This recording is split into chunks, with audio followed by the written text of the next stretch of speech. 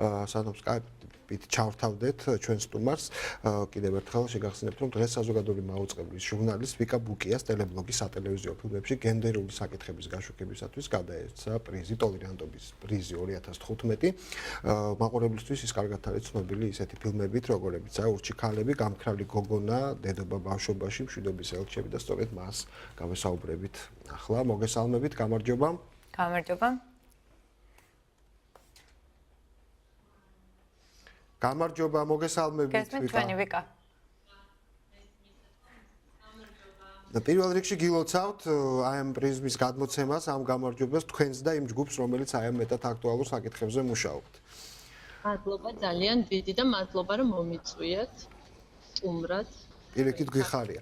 თქვენი მედია ინტერესები ამოვიკითხეთ თქვენ პროფილზე, რომელიც საზოგადოებრივი მაუწყებლის ვებგვერდზეა განთავსებული, იქ არის ქალთა უფლებების შესახებ საუბარი, ბავშვებზე ძალადობაზე, პოლიტიკაში ქალთა როლი და მრავალი საკითხი. ამ თემებზე დიდი ხანია თქვენ მუშაობთ და ეს თემები წამოიწია ზოგადად ქართულ მედიაში, ხდება მათი აქტუალიზაცია, რაც კარგია.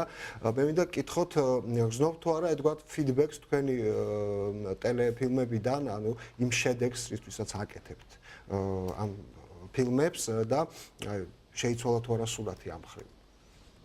ძალიან ადრეა ხა იმაზე საუბარი სამწუხაროდ, რომ რაღაცა შეიცვალა თუ არა სურათი, თუმცა ვცდილობთ არა მარტო მე, ძალიან ბევრი ჟურნალისტი დღეს მუშაობს ასეთ გრძნობიარე და სენსიტიურ თემებზე და რა თქმა უნდა ამ ყველაფერს დრო უნდა, ცნობიერების შეცვლას საერთოდ ყველაზე მეტი დრო უნდა და ყველაზე მეტი რესურსი.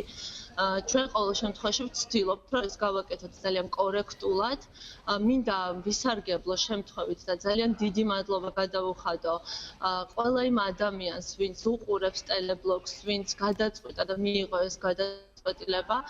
ცხადია ჩვენ პრიზებისთვის და ჯილდოებისთვის არ ვმუშაობთ ჟურნალისტები, თუმცა რა თქმა უნდა ეს არის ძალიან დიდი мотиваცია და პირველ რიგში არის მესიჯი იმის, რომ რაღაცას ალბათ სწორად ვაკეთებ და ესე ვთქვათ სწორი გზით მივდივართ და სწორედ პასუხი თქვენს კითხვაზე არის ის, რომ ალბათ დროთა განმავლობაში მე მჯერა და ამიტომაც ვაკეთებ ამ ყველაფერს, რომ ცნობიერება აუცილებლად შეიძლება და სულ უფრო მეტი ხალი ესე ვთქვათ დაიხსნის თავს ძალადობისგან, დისკრიმინაციისგან და იმედია რომ ეს შედეგი აუცილებლად დადგება. თუმცა კიდევ ერთხელ ვამბობ, ამას ძალიან დიდი დრო ჭირდება და ძალიან ბევრი შრომა.